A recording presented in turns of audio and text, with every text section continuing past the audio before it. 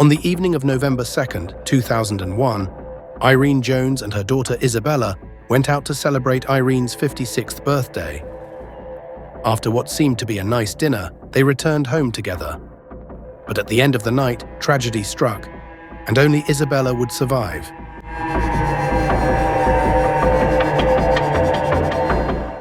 Isabella, later known as Isabella Camelo Gomez, was born in Sydney, Australia in 1974 and raised by her single mother, Irene.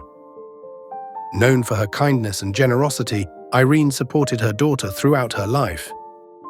Even as an adult, Isabella lived with Irene in a comfortable suburban home. On the outside, they seemed close, but tension simmered beneath the surface. In 1999, things took a dark turn when Isabella met Paula Camelo and her husband, Carlos. Isabella became close to Carlos, and after meeting his brother Cesar in Colombia, she claimed they were married. This announcement shocked Irene, but Isabella assured her that it was only a fake marriage. As time passed, suspicions grew about Isabella's relationship with Carlos and Cesar.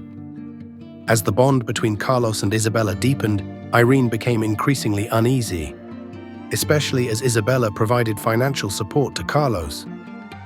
With her mother's help, Isabella had bought a car and even let Carlos stay at Irene's house, raising red flags among those close to the family.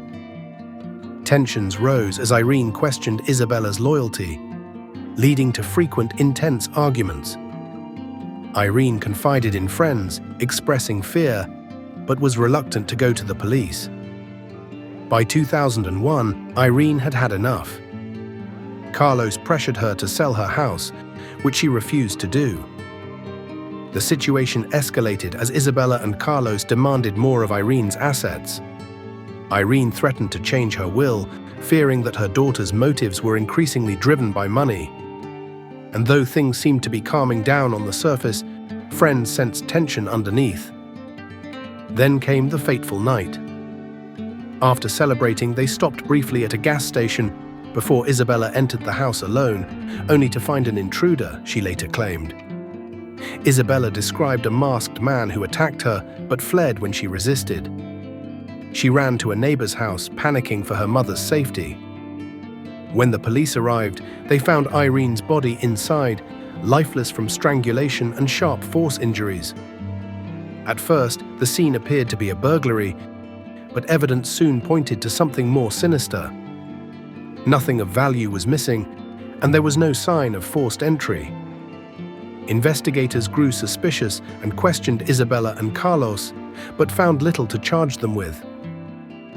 Months passed, and with no hard evidence, the case grew cold. Isabella moved on, selling the house and even having a child with Carlos, further shocking those who knew the family. Their relationship seemed to confirm suspicions of manipulation and conspiracy.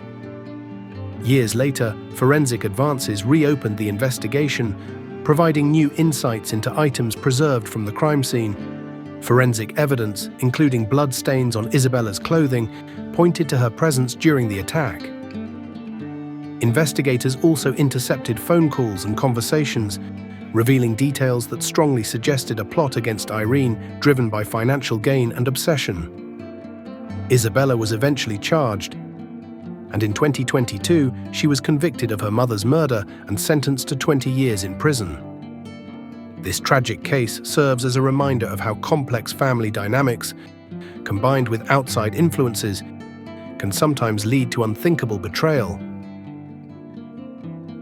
If you found this episode thought-provoking, consider subscribing and turning on notifications so you don't miss our next deep dive.